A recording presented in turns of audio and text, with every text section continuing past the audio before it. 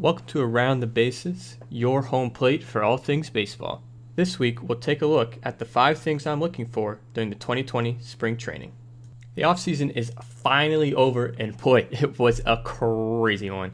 Big names being moved all over: Mookie Betts, Garrett Cole, Zach Wheeler, a ton of names getting moved all over. And that doesn't even mention all the scandals and stuff we heard about this offseason. If you're anywhere near baseball, you heard about them. Thankfully, players are finally starting to report, and we're just a few weeks away from watching some real baseball being played. It seems like it's been forever. With that being said, let's go ahead and start with the number one thing that I'm looking for during this spring training. Now, this first one is probably way important to me and other Mets fans. The first thing I'm looking forward to is the long-awaited return of Yoenis Cespedes back to the New York Mets. Cespedes was a major part of the Mets in 2015, leading them all the way to the World Series that year. But since then, he's been plagued with a bunch of injuries. He had double heel surgery after bone calcification in his heels or something, and then stepped in a hole that he said on his farm in Florida when he was recovering. That turned out he was chased by a wild boar into a trap. So just a crazy story. I guess wild boars are a big thing down in Florida. I didn't know that, and now I do. But anyway, his contract was restructured. He got re-signed for about $6 million, I think it was. And he's ready to return. He released a really hype video on Twitter that I'll link down in the description. And I'm looking forward to seeing if he can return to even a fraction of the form. It'd be a big boost to the Mets if he can even be some of the player he was before the injury. So that's one thing I'm definitely keeping my eye out during the spring training. The second thing I'm keeping my eye on during spring training is what happens out in Colorado with Nolan Arenado. There's been a lot of back and forth between Arenado and the Rockies organization, whether they want to trade him, he wants to be gone, but they can't really find a suitor, it seems like. So that's something I want to keep my eye on, see how that plays out during spring training.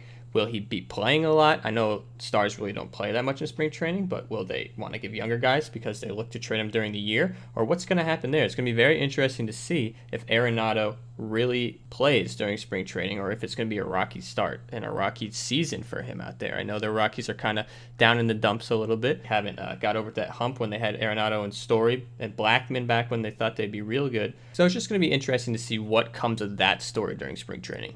Now, this third one, I'm actually really excited about seeing how it all works out during spring training, and that is the White Sox. Are they really ready to compete? They went into full rebuild mode this offseason. The front office really wants to win. They signed Edwin Encarnacion, Dallas Keuchel, Gio Gonzalez, Nomar Mazara, Brian McCann, Yasmani Grandal. They re-signed Jose Abreu, and that already adds to the roster that had plenty of young talent in Tim Anderson, Eloy Jimenez, and Yoan Moncada. It's obvious that they want to win now, and they want to win a lot. So I'm looking forward to seeing how they all play together, and that's more into the regular season, but I'm still really excited to see how that all pans out there in Chicago. Number 4 for me is both teams out in LA. How are they going to look? Both made some pretty big moves this offseason, so how are they both going to look? Let's start with the Dodgers. Obviously, the big and most important thing that happened with the Dodgers is the trade with the Red Sox for Mookie Betts and David Price. The Dodgers now have 2 MVP outfielders in Cody Bellinger and Mookie Betts out there, and they bolster their already strong rotation that has Walker Buehler, Clayton Kershaw, and now they add David Price. That's 2 Cy Young winners in Kershaw and Price, and probably a third, as Buehler will probably win one sometime soon.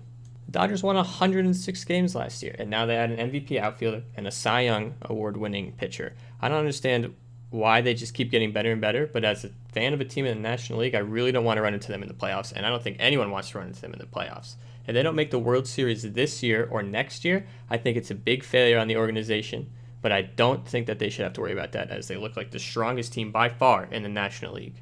The other team in LA is also looking to compete this year, making one really big move, and one move that I think can be a bit of a sleeper move. The big move obviously being the signing of Anthony Rendon. Rendon had an MVP caliber season last year with the Nationals, and now adding him to a team that has Shohei Ohtani and obviously the GOAT Mike Trout, they're really looking to be a force out in the AL West. Obviously, they'll have to deal with the Astros out there, who are really strong, but I think they have a fighting chance. Next move that I think can actually turn out to be a big move is the signing of ex-Brave Julio Teheran. A 2-time All-Star with the Braves, Teheran had a 3.81 ERA in 33 starts last season, but you know you're going to get a lot of innings out of this guy, a lot of starts. He's averaged at least 30 starts a season for the last 7 seasons with Atlanta. So keep your eye out for the Angels this year. They could be making waves in the AL West. And obviously, the Dodgers will be in the forefront. Keep your eye on them. Expect them to go back to the NLCS, if not to the World Series this year.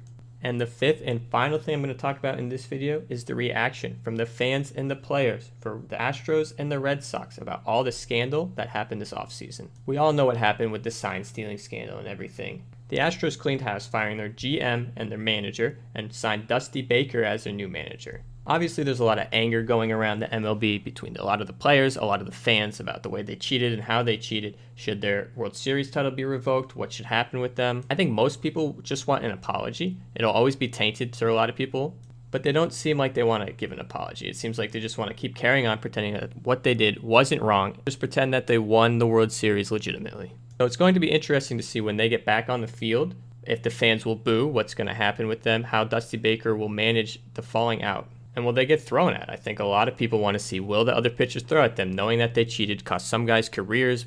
Some people were even sent down to the minors and never pitched again in the major league. That really hurts when you think the small chance that people get to make the major leagues. I expect them to get thrown at least once or twice, but I guess we'll have to wait and see. And the other team during this whole scandal, the Red Sox, they fired Alex Cora, and at the recording of this video, they haven't even signed their new manager yet, and spring training is just a few weeks away. And obviously, like I said earlier, they traded David Price and Mookie Betts, two of their best players on the team. I get that they probably want to clear some salary cap space, probably want to clear payroll, but they obviously don't want to compete. And there's going to be a lot of falling out, a lot of people wanting to get out of the Red Sox organization, I feel. It's just going to be really interesting to see the waves of what comes, again, from all this sign stealing scandal stuff that happened during this offseason. And that's my list of the top 5 things I'm looking for during the 2020 spring training. If there's anything that you guys are looking for that I didn't mention on this list, please feel free to leave a comment and let me know what you guys think. New videos coming every Saturday throughout the entire Major League season. Thank you guys for taking the time to watch, and I'll see you in the next one.